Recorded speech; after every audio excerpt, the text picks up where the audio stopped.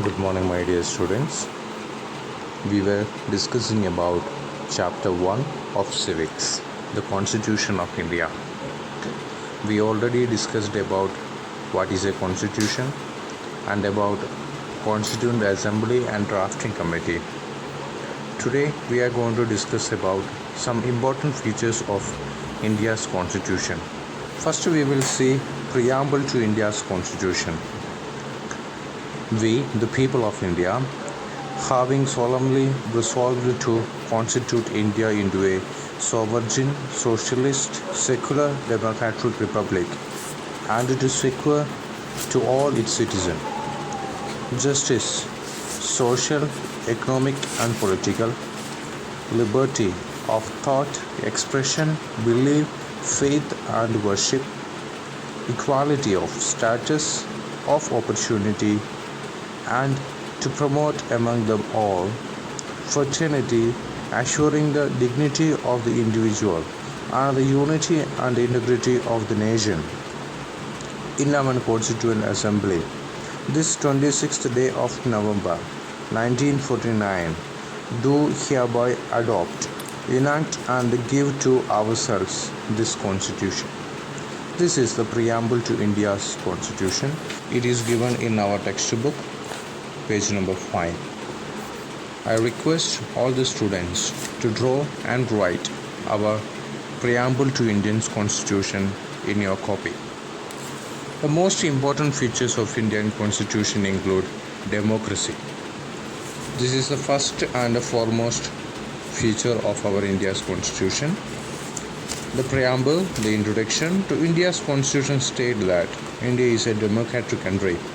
In a democratic country, the people governs themselves, usually through their chosen representatives. Adult citizens of India, irrespective of their color, creed, caste, sex, religion, or wealth, can vote in elections and choose representatives whom form the government. Elections enable the people to change a government if they were not satisfied with it. Thus, the people have the ultimate power to govern themselves. The preamble to the Constitution also states that India is a republic.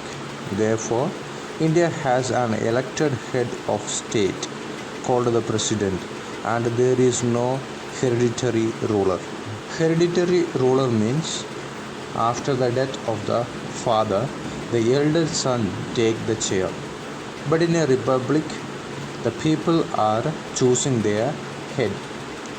The India has an elected head of state called the President, and there is no hereditary ruler. In a democratic society, everyone has to be treated fairly. For this, there has to be social justice, liberty means freedom, equality, and fraternity. Fraternity stands for brotherhood.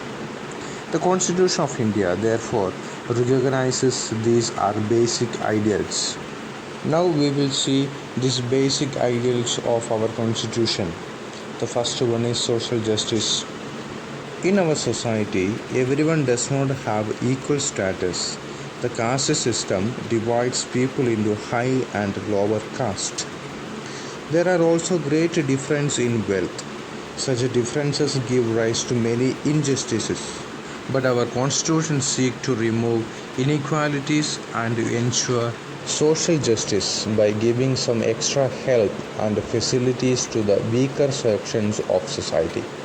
For example, the scheduled caste and scheduled tribes are given reservations in jobs, educational institutions, etc., to improve their social status and living conditions.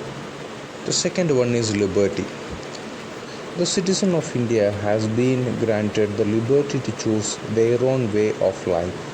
They are free to express themselves and to follow their own beliefs. Liberty stands for freedom. The next one is equality. All Indian citizens have equal rights and have to obey the same laws, irrespective of their caste, color, creed, sex, religion, or wealth. The last one is fraternity. In India, there are various communities which have their own cultures and traditions. In order to keep the nation united, the Constitution of India promotes fraternity among the various communities. Dear students, in a democratic society, everyone has to be treated fairly. For this, there has to be social justice, liberty, freedom, equality, and fraternity, brotherhood. The Constitution of India therefore consider these all are as basic ideals. In a society, lot of differences are there. Because of our caste system, the society is divided into two parts, the upper class and the lower class. That division made a lot of injustice.